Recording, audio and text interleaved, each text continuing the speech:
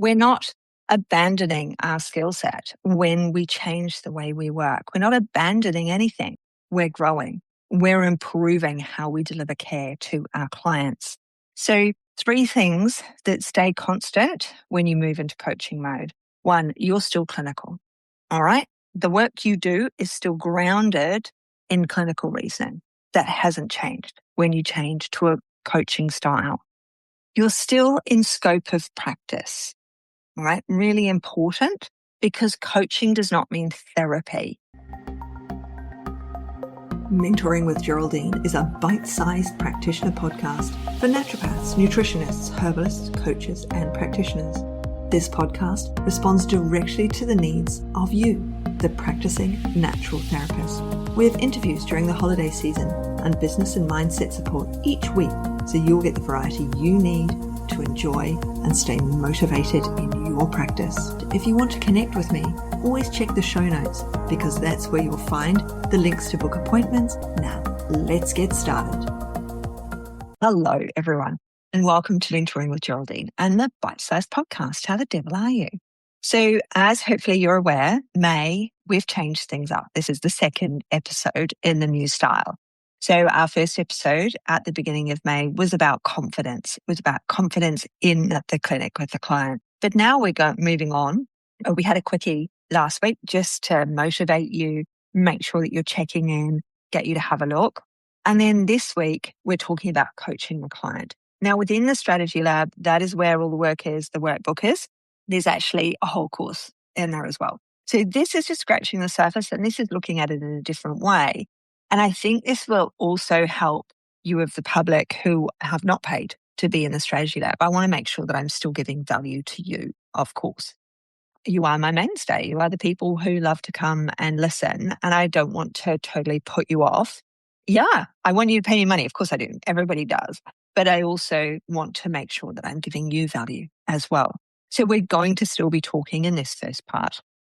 So if you're in strategy lab, you'll be listening to this part, because the strategy lab recording includes all of this, because there are always takeaways in everything I say.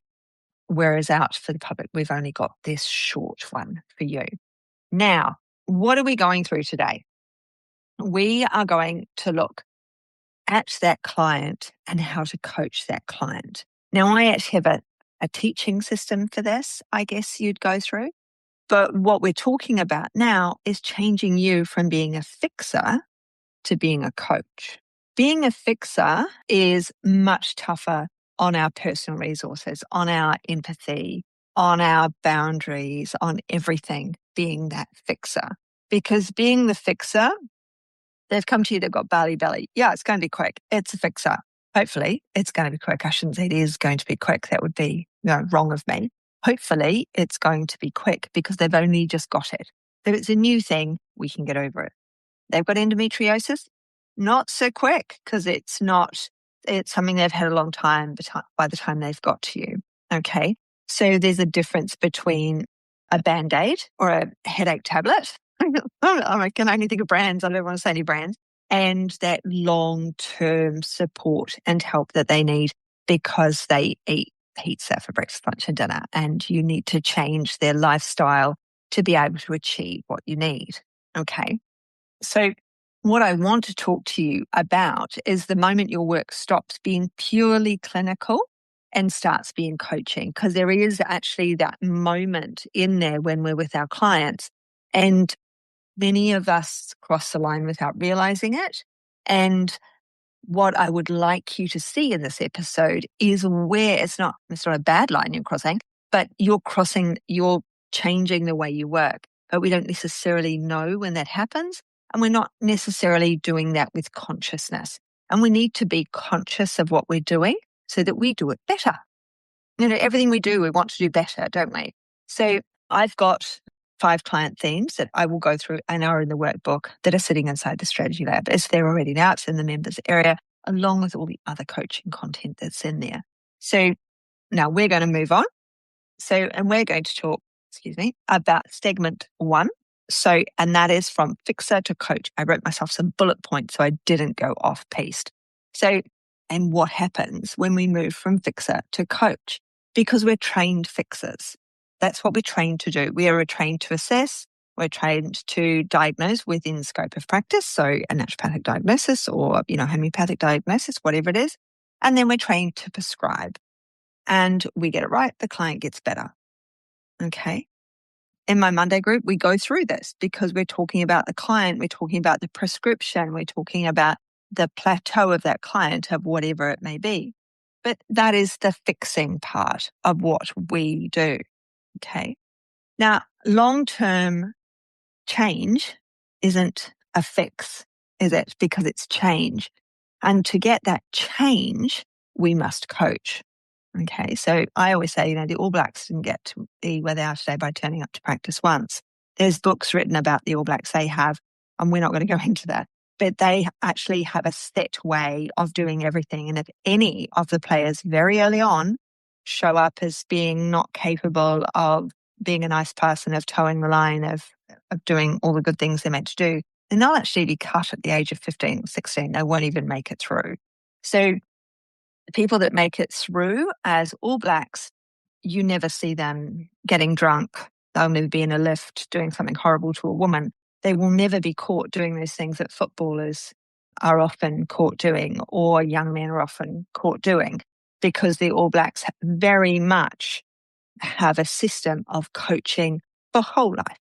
Okay. So, and that's what we're doing with our clients is we want a whole life coaching system for them so that when we say to them, you can't have pizza, breakfast, lunch and dinner, it doesn't come across to them like, no, that's it. You're done. You can never have pizza again. That's not what we're looking at. Okay. They can have pizza. They just have to have it occasionally. And that's the understanding of language and change. And that's the understanding of coaching. Because when they're used to having something 3 times a day, I don't know why I've picked pizza, but I have.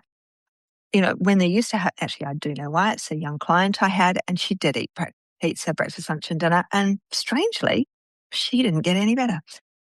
But that was me learning to coach as well. So, here was me saying, you can't have it, but not offering change, offering alternatives, coaching her through those changes and supporting her through those changes. Because doing that is the hard part. Okay, changing is the hard part. And we need support, or our clients need support from us to change. Just like if we want to change, we need support as well. So once you realize what you're delivering, so the protocol or whatever it is that you like to term it, the plan, the protocol, whatever it is you're handing out to your client, once you realize that that won't carry the change, that's where the moment the coaching begins. Okay, some people will come to you and do everything you say. Absolutely. They will even do it, they'll give you a spreadsheet of how they've changed. And, they're dream clients, and they will continue that change because that's who they are.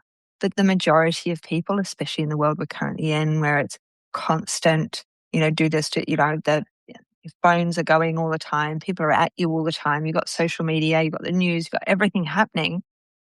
And so it's really hard to implement change because people feel naturally overwhelmed by the world and everything around them.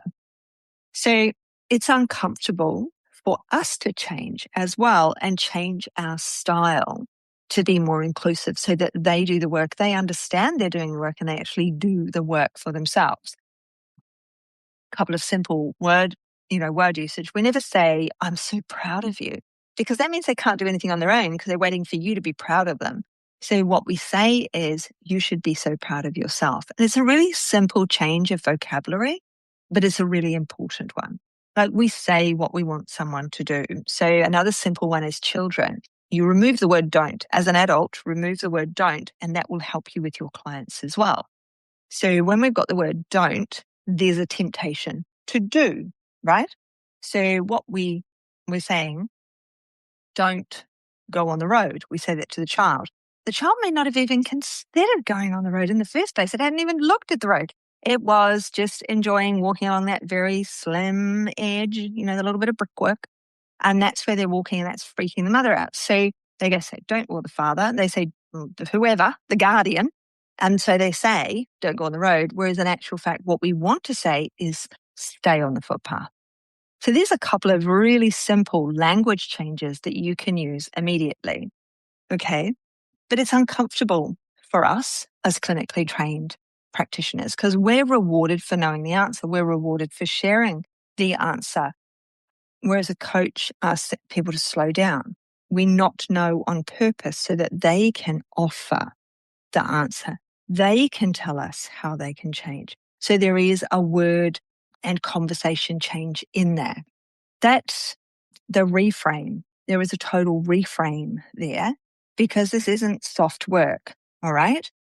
And it is still clinical work, but we're just changing the way we deliver it because behavior change is what we need from our clients every time. Okay. So there is a line between practice and coaching, and you're not a life coach. That's totally cool. You don't want to be promoting yourself as a life coach. That's not what you've trained in. You are a clinical coach, though, and you can promote that. You can say, I am a clinical coach, but it's different. It's very different because you do know the answer to the problem. You're not just coaching them. I shouldn't say not just. I should never use the word just because every form of coaching is valid, but you are not a life coach. It's not what you've trained in. Okay.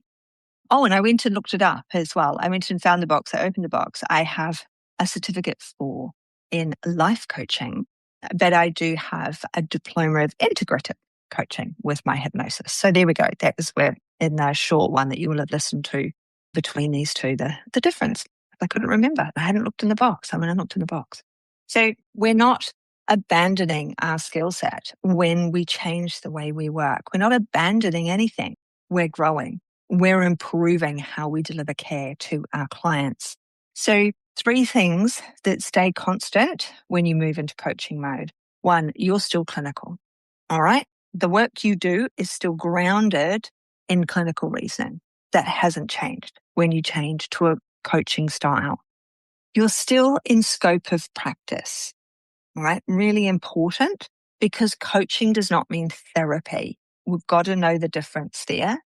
And we're still within your modality, whether you're a naturopath, nutritionist, herbal medicine, none of those things disappear, they deepen. And you can, if you're a massage therapist, you can still coach there as well. Okay.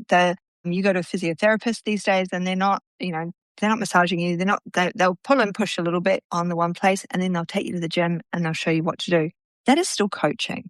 Okay. And that's what we're encouraging. They're still within scope of practice, just like you are. So it keeps you booked and it keeps you full because fixer mode is exhausting.